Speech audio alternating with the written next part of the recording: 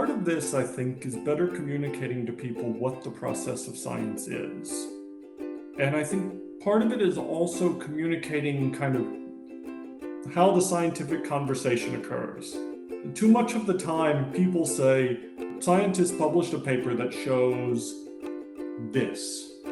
And then a year later, scientists publish a paper that shows the opposite of this. And they say, well, how can you say science said X and then science said not X? And they're absolutely right. Like, I don't know any working scientist that says, this statement appeared in a peer-reviewed paper, therefore it is true. Don't know a single one. Peer review, is a check. It improves quality, but it simply certifies that this paper is a worthy contributor to the scientific discussion.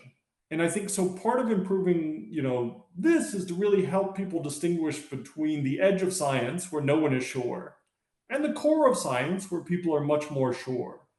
And the tendency to kind of overstate things in our science communication really harms that. And it's really, really hard for people to understand that papers are not definitive and all of them are read by working scientists with deep, deep skepticism. That's hard to communicate. I think it's one that we could do a lot better job of and do a lot less of saying science says X. That expresses a certainty that's never true at the edge of science. And we see events like kind of the discussion around, COVID and COVID policy and what did science show as a really challenging instance where people wanted science to create certainty at that moment.